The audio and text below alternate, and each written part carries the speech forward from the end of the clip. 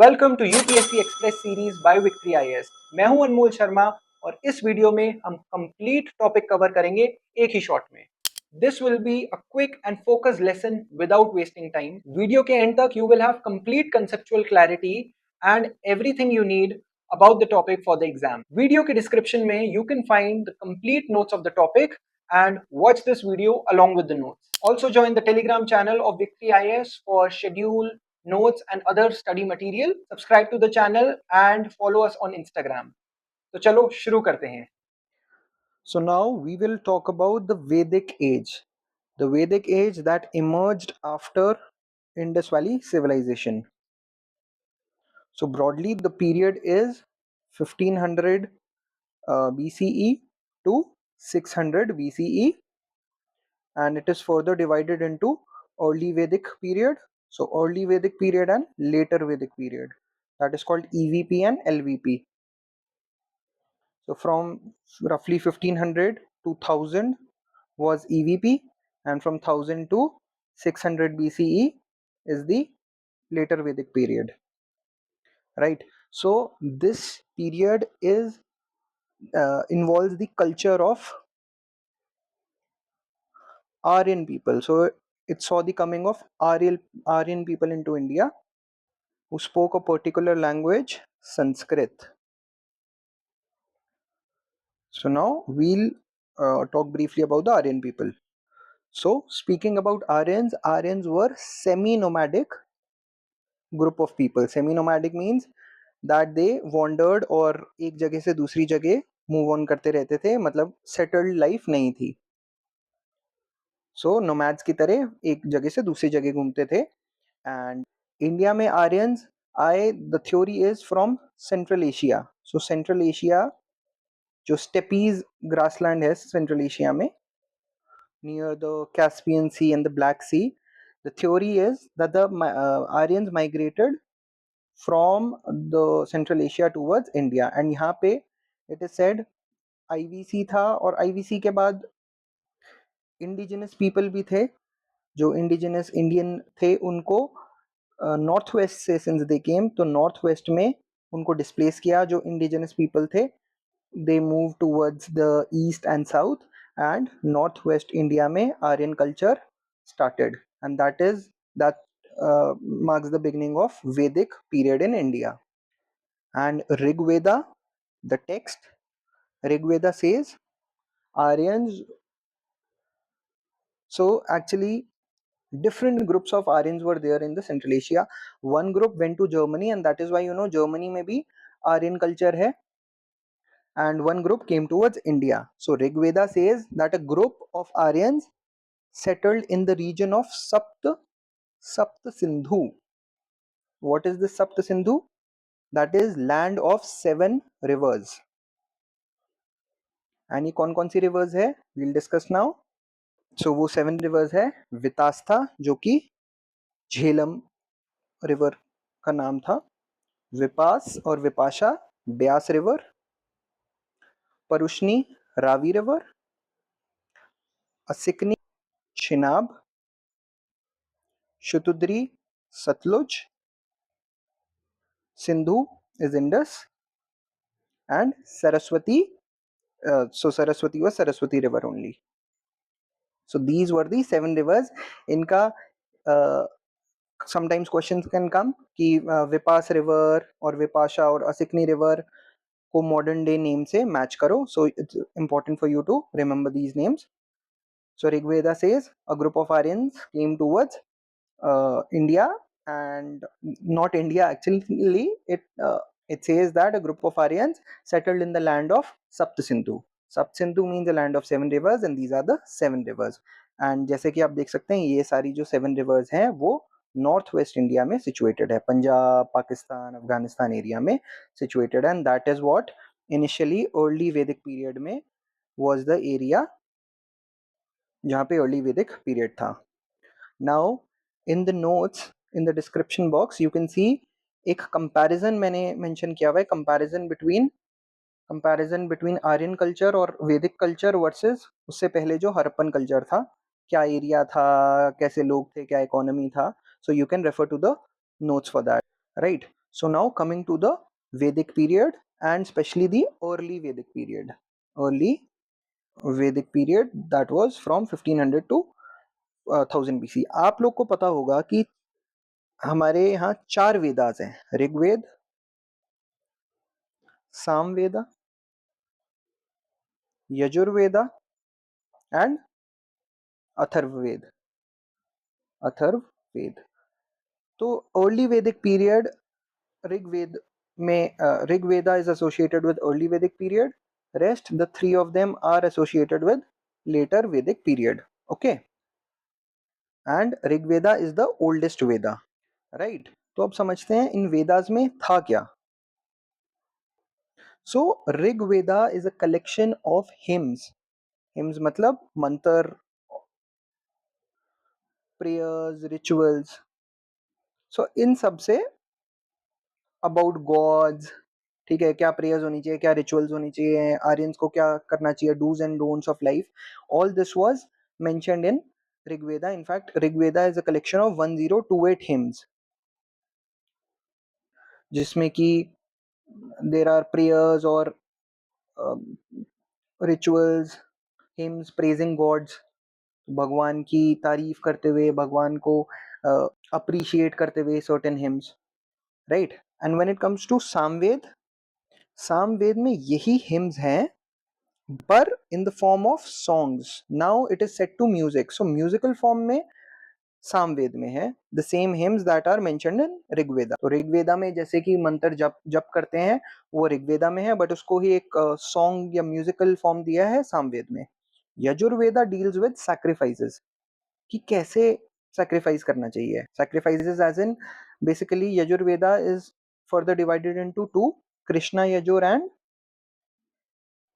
and Shukla Yajur. So Krishna Yajur deals with blood related sacrifices, जैसे कि animal sacrifice होते थे, बलि चढ़ाई जाती थी एनिमल्स की, तो वो सब जो blood related sacrifice, animal sacrifice, वो कृष्णा यजुर में. And Shukla Yajur was non blood sacrifice, जैसे कि फूड, राइस, जैसे यज्ञ में और यजना इन सब में जब होता है तो डाला जाता है फूड, फ्रूट, उस सब का सैक्रिफाइस जो था dealt in Shukla, and Krishna में blood animal related sacrifice. So Yajurveda dealt with sacrifices और स्टिल डील्स विद सैक्रिफाइस. आज भी जो हम पूजाएं कराते हैं उसमें यजुर्वेद के अकॉर्डिंग देखा जाता है जो पुजारी होते हैं. Atharvaveda is a collection of spells और रिचुअल्स फॉर द प्रोटेक्शन, जैसे कि होता है ना नजर ना लगे और ये सब. तो they are basically magical spells या बुरी नजर से बचाने के लिए वो जो सारी प्रक्रियाएं होती हैं वो सब अथर्व वेदा में मेंशन्ड है. सो ब्रॉडली ऋग्वेदा, साम, यजुर और अथर्व में क्या क्या टॉपिक से डील करता है, क्या क्या सब्जेक्ट से डील करता है, we have discussed here. And again early Vedic period the only literature is Rigveda and rest of the three are related to the later Vedic period, वो बाद में डेवलप हुई थी. सो नाउ वेदा से रिलेटेड और भी लिटरेचर है जिसका briefly I'll explain कि what do these texts deal with. When we talk about brahmanas, brahmanas deal with the explanation of Vedas. तो क्या वेदास में लिखा है, क्योंकि वो हिम्स हैं, रिचुअल्स हैं, उसकी एक्सप्लेनेशन क्या है, what is the theory behind it, और डिटेल में एक्सप्लेनेशन ब्राह्मणास में मेंशन्ड है. सो वी हैव अ ब्राह्मणा फॉर ऋग्वेद, सामवेद, यजुर्वेद की दो हैं बिकॉज वी स्टडीड कि कृष्णा वेद और शुक्ला यजुर, कृष्णा यजुर और शुक्ला यजुर दो अलग हैं, and then Atharvaveda. So in total we have 5 Brahmanas, Aitareya, Tandya, Taittiriya, Shatapatha and Gopatha. Vedangas by its very meaning means the limbs, Veda के अंग.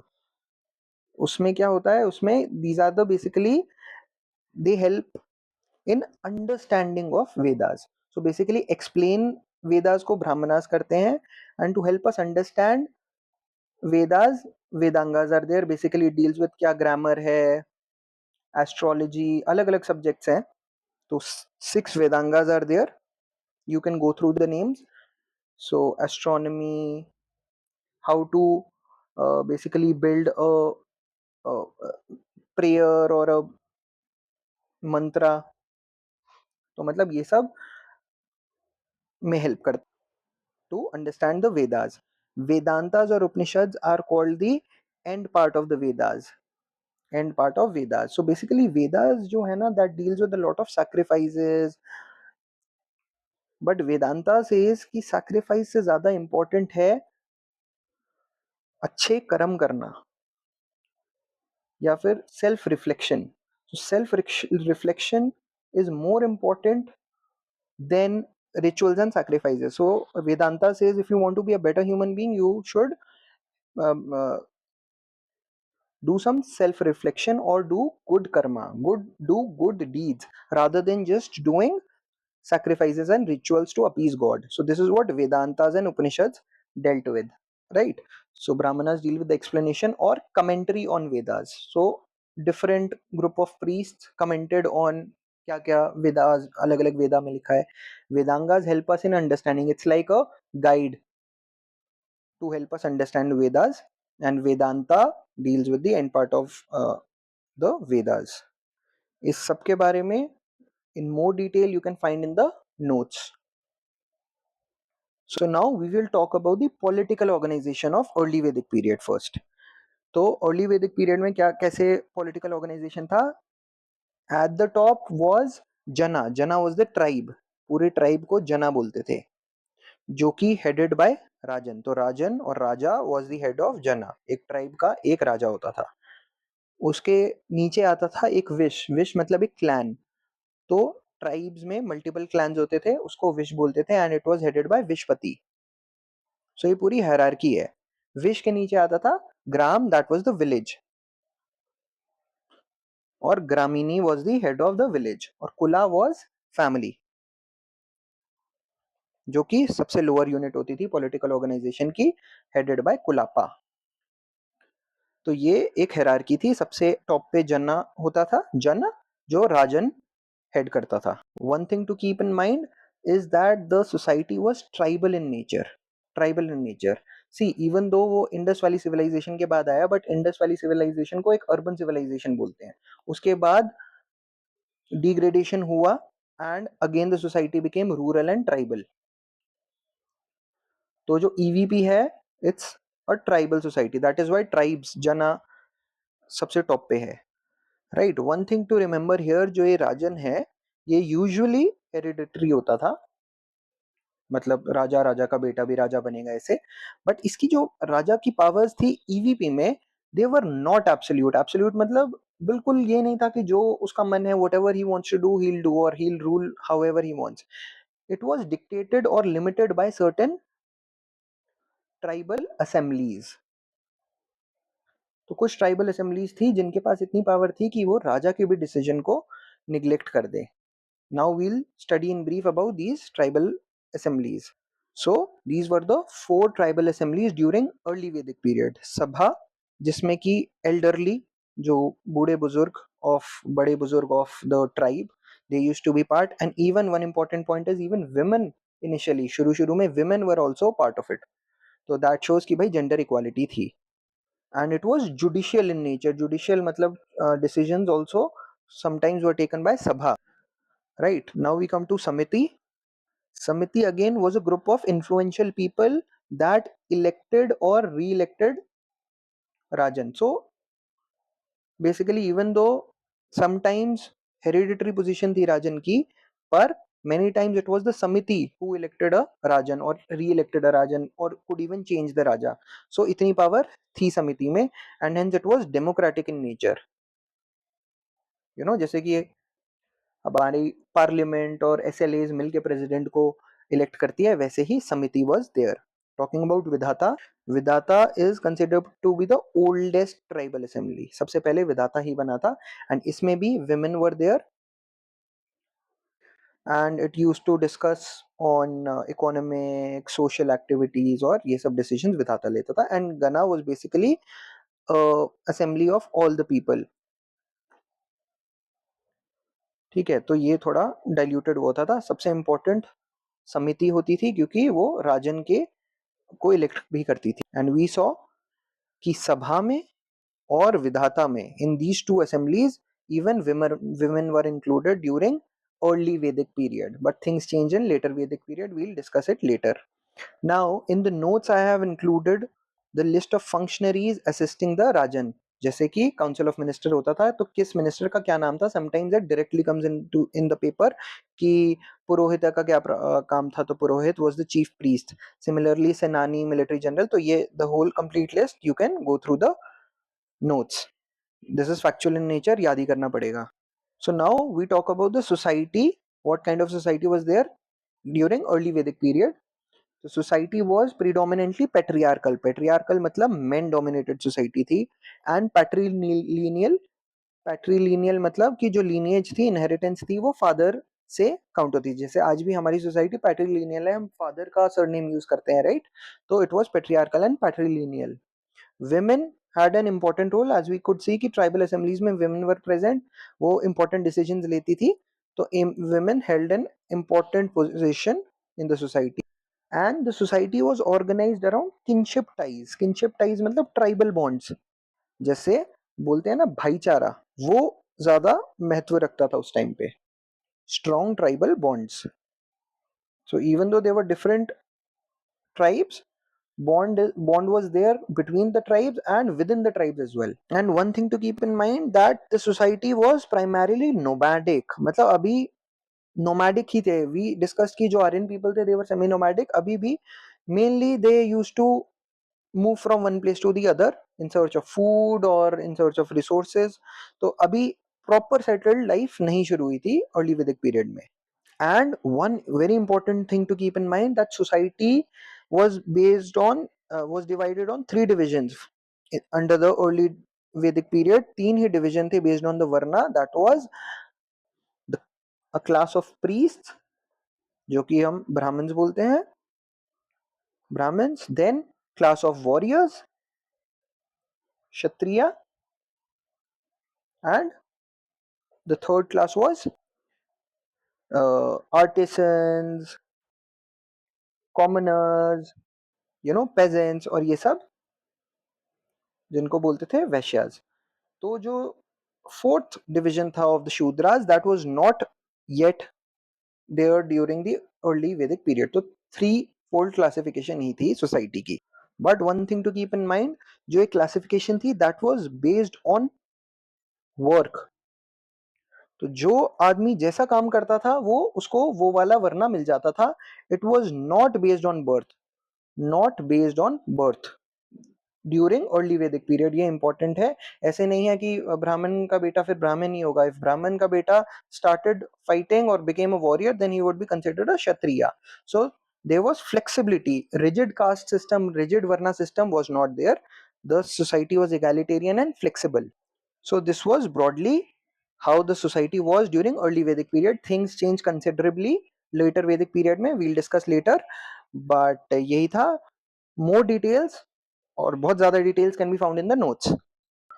Now we'll discuss the economy. How was the economic life during the early Vedic period? As we discussed, nomadic people were there. So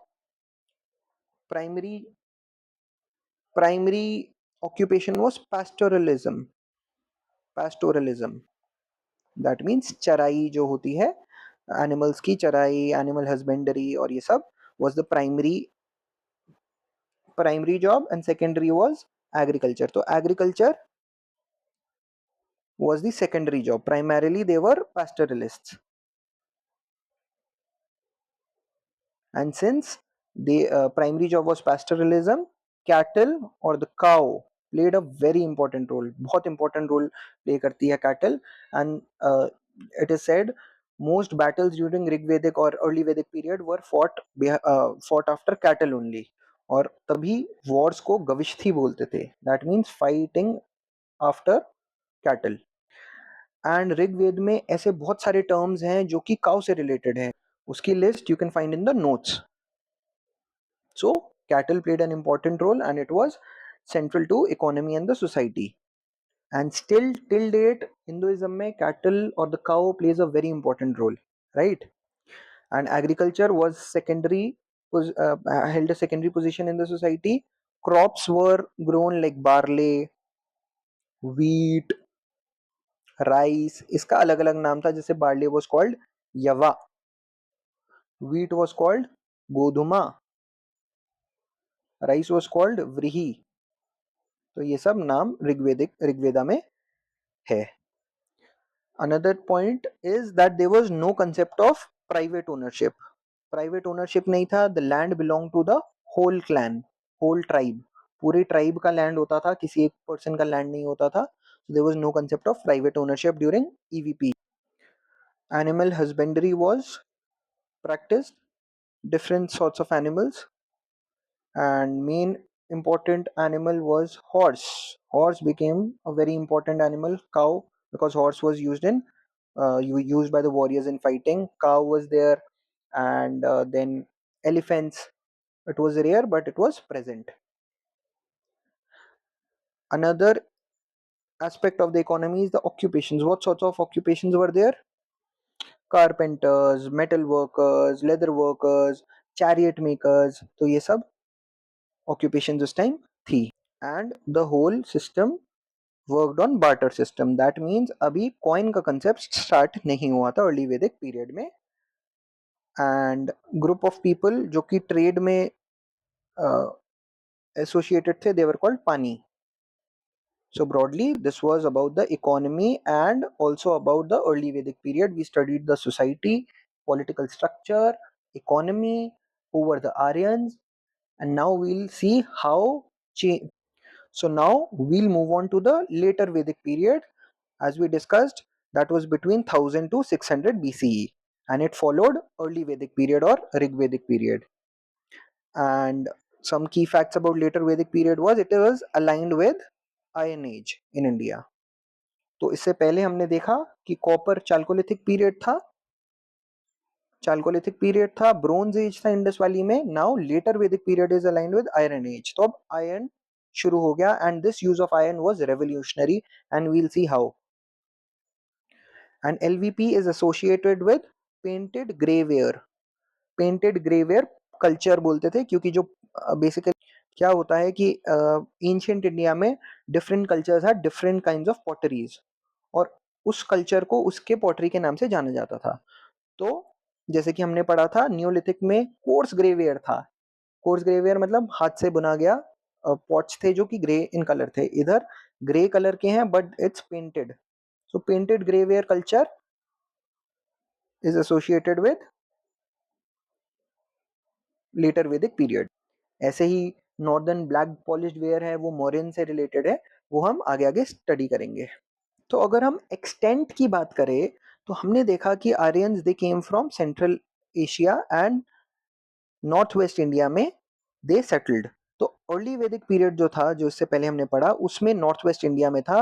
but when we talk about later Vedic period, धीरे धीरे धीरे they shifted to the Gangetic valley. जो Ganga valley, Ganga Yamuna valley है, तो Ganga valley में they shifted towards एलवीपी. तो Ganga valley का जो एरिया है, that became the centre during later Vedic period. Early Vedic period में it was still north west India, जब वो सिर्फ आए ही थे इंडिया में. अब वो सेटल हो रहे हैं, एक्सपैंड कर रहे हैं with in India.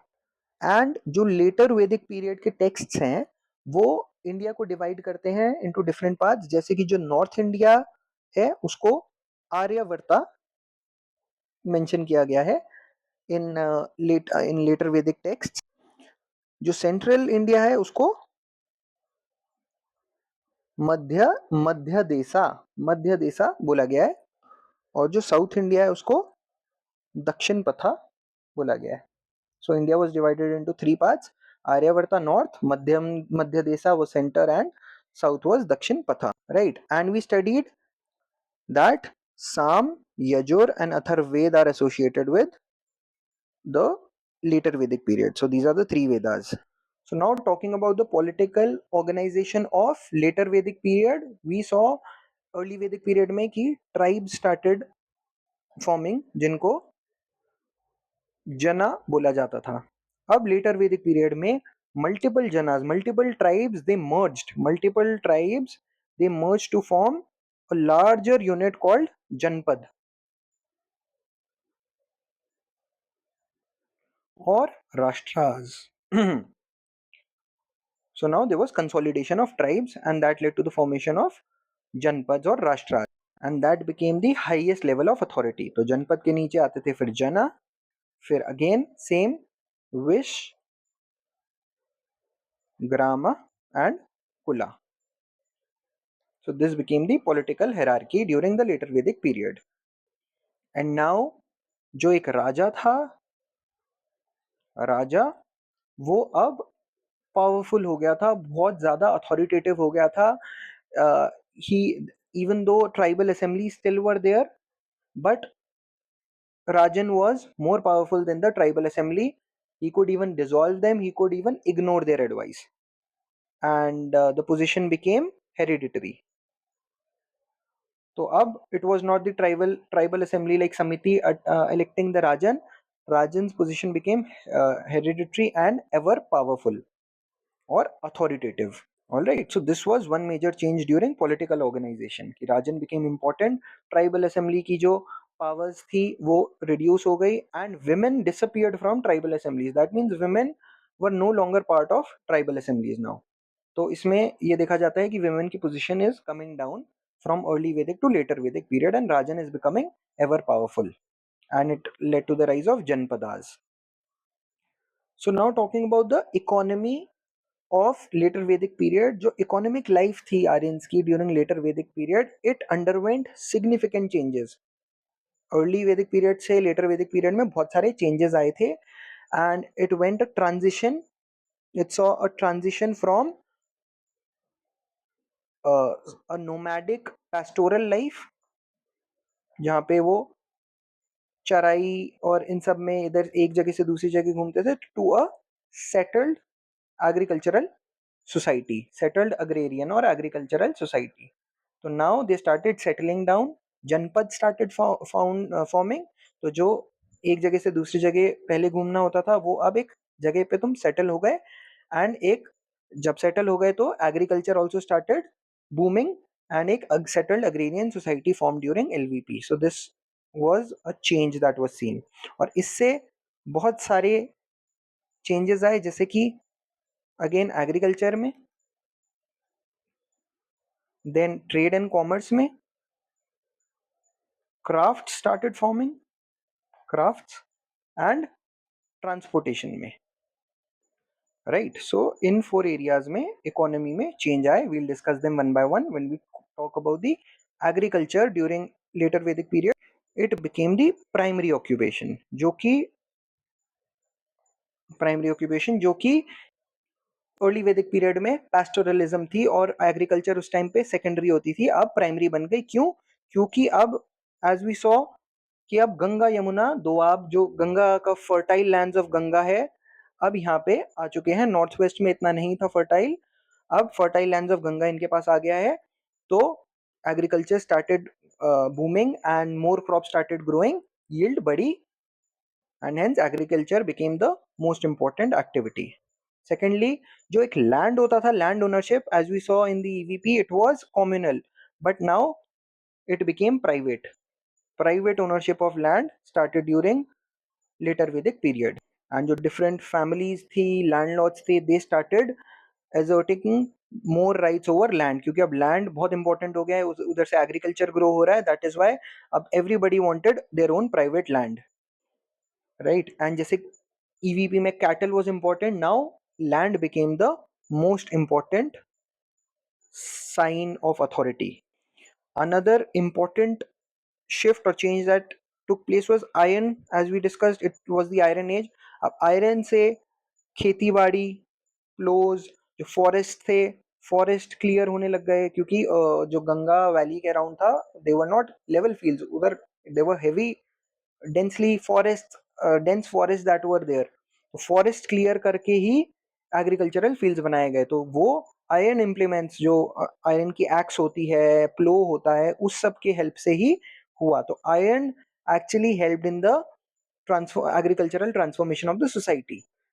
And surplus production जो हुआ, क्योंकि एग्रीकल्चरल प्रोडक्टिविटी बढ़ी, वो सरप्लस प्रोडक्शन जो बली एक कंट्रीब्यूशन टुवर्ड्स द किंग हुआ, उससे किंग की पावर बढ़ी. King became more powerful because he got more crops, more contributions from the people, and that increased his hold over the people and made the king stronger, more powerful.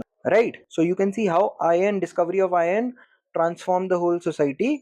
and made the political unit of Jana to Janpad even bigger. Right, now we talk about trade. अब agricultural production surplus में हो रही है, बहुत ज्यादा grow हो रहा है, तो that led to inland and maritime trade. तो मतलब by sea also, river use करके मैरीटाइम एंड इनलैंड ट्रेड हुआ. That was basically centred around the agricultural produce. एक रीजन से दूसरे रीजन में क्रॉप्स की लेनी देनी होने की लगी, and that led to the formation of merchants and guilds. Guilds are the association या फिर मर्चेंट्स का एक ग्रुप को गिल्ड बोलते हैं, एंड उस गिल्ड का लीडर को बोलते थे shreshthins. So it's an important term related to traders. Now we talk about the crafts, different professions जैसे कि carpentry, leather work, chariot making, metal working, metallurgy became very important. as we know, iron age था. iron को बोलते थे Krishna Ayaz. Krishna Ayaz was the term used for iron. तो craft की और the craft became refiner, more specialized. हर एक डिफरेंट क्राफ्ट के लिए एक डिफरेंट सेट ऑफ आर्टिसंस होते थे.